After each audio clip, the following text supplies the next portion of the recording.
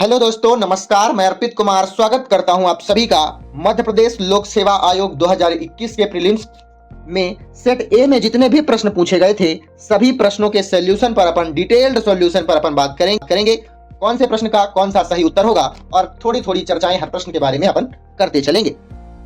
चलिए देखते हैं सेट ए के पहले प्रश्न पर क्या लिखा हुआ था। सूची 1 को सूची 2 से सुमेलित कीजिए और सूचियों के नीचे दिए गए कूट का सही कूट का चयन करना है आपको। पहले सूची में आपको दिया गया है सहायक नदियां और दूसरी सूची में दिया हुआ है जो प्रमुख नदियां हैं। आपको बताना है बेतवा किसकी सहायक नदी है, क्षिप्रा किसकी सहायक नदी है, बेनगंगा किसकी सहायक नदी है और तवा नदी किसकी सहायक नदी है। बेतवा यमुना की सहायक नदी है, क्षिप्रा चंबल की सहायक नदी है, वेनगंगा गोदावरी की सहायक नदी है और तवा नर्मदा की सहायक नदी है। अर्थात ए बी से मिलेगा, यही सॉल्यूशन आपका सही होगा। ऑप्शन नंबर 20 का राइट आंसर हो जाएगा। चलिए अगले प्रश्न की ओर बढ़ते हैं। अगला प्रश्न क्या कहता है, मध्य प्रदेश की जलवायु के संबंध में कौन सा कथन सही नहीं है। अर्थात एक ऑप्शन इसमें गलत होगा जो कि कथन गलत होगा।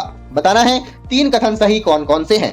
पहला ऑप्शन आपके सामने है, मध्य प्रदेश की जलवायु राज्य के मध्य से गुजरने वाली कर्क रेखा से प्रभावित होती है। क्या यह बात सही है? कर्क रेखा से मध्य प्रदेश की जलवायु प्रभावित होती है या नहीं होती है? तो इसका उत्तर होगा होती है, मतलब यह ऑप्शन सही होगा।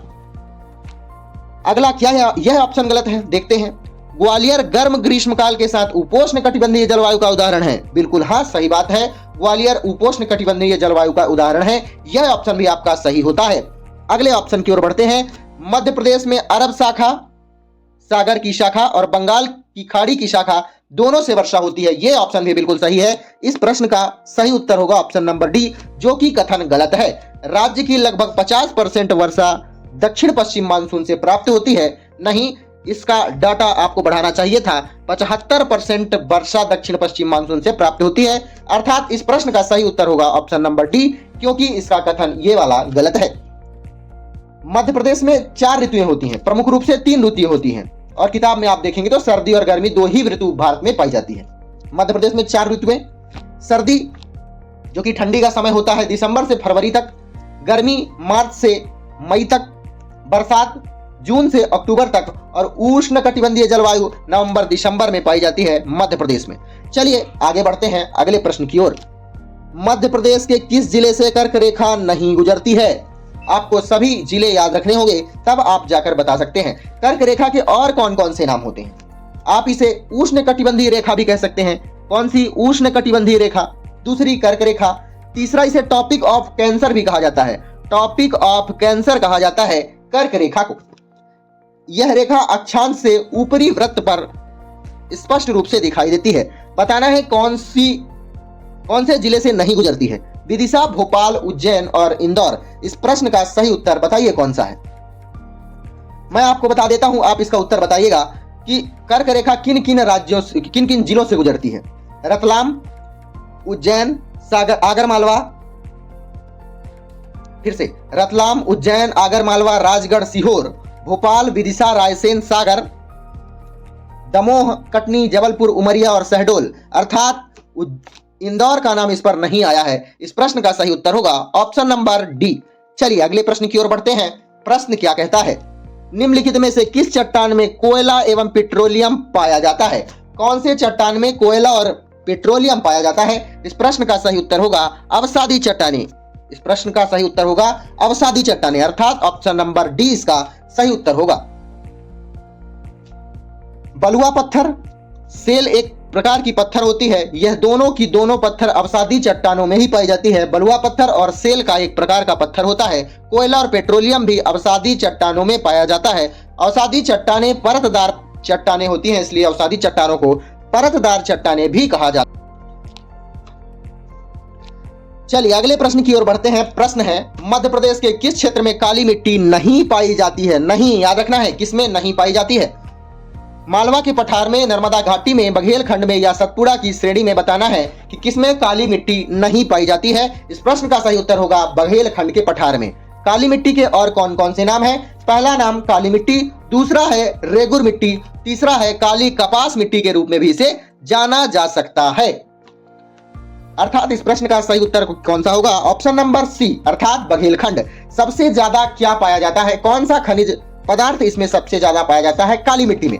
लोहा और चूना सबसे ज्यादा काली मिट्टी में ही पाया जाता है।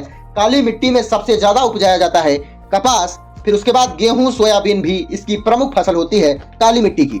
मध्य प्रदेश में काली मिट्टी कितने परसेंट पाई जाती है? 47% मध्य प्रदेश में काली मिट्टी पाई जाती है, इसीलिए इसे सोयाबीन का प्रदेश भी कहा जाता है मध्य प्रदेश को।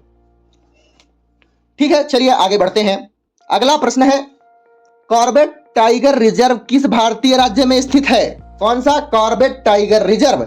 आप इसे कह सकते हैं जिम कॉर्बेट या फिर हैली नेशनल पार्क के रूप में भी इसे जाना जाता था। पहले इसका नाम था हैली नेशनल पार्क। भारत का पहला राष्ट्रीय उद्यान है यह। 1936 में इसका निर्माण करवाया गया था। तब इसका नाम था क्या? Hailey national park. यह कहां स्थित है? उत्तराखंड में। उत्तराखंड में यह स्थित है, अर्थात इस प्रश्न का भी सही उत्तर होगा option number C.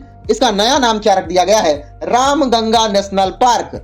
Jim Corbett का नाम बदलकर क्या रख दिया गया है, आपसे प्रश्न में पूछा जा सकता है। आप इसका उत्तर बताएंगे रामगंगा नेशनल पार्क। ठीक है ना, रामगंगा नेशनल पार्क। इससे पहले नाम था जिम कॉर्बेट नेशनल पार्क, इससे पहले नाम था हैली नेशनल पार्क। चलिए अगले प्रश्न की ओर बढ़ते हैं। प्रश्न क्या कहता है? विश्व स्वास्थ्य संगठन WHO की स्थापना कब हुई थी? विश्व स्वास्थ्य संगठन की स्थापना कब हुई थी? इसका हेडक्वार्टर कहां है? आपको सभी प्रश्न का उत्तर देना है। स्थापना कब हुई थी? 7 अप्रैल 1948 में। इसका हेडक्वार्टर कहां है? जिनेवा में। जिनेवा में विश्व स्वास्थ्य संगठन का हेडक्वार्टर है। जिनेवा कहां पड़ता है, किस देश में है? स्विट्जरलैंड की राजधानी जिनेवा को ही कहा जाता है। इसका प्रमुख रूप से कार्य क्या है? WHO का वर्ल्ड हेल्थ ऑर्गेनाइजेशन, इसका फुल फॉर्म आप कह सकते हैं। इसका प्रमुख कार्य क्या है? अंतरराष्ट्रीय सार्वजनिक स्वास्थ्य के लिए जिम्मेदार कौन होता है? विश्व स्वास्थ्य संगठन। क्या कार्य करता है? अंतरराष्ट्रीय सार्वजनिक स्वास्थ्य के लिए जिम्मेदार होता है WHO। चलिए अगले प्रश्न की ओर बढ़ते हैं। इसरो का पूरा नाम क्या है? इसरो का नाम आपको बताना है।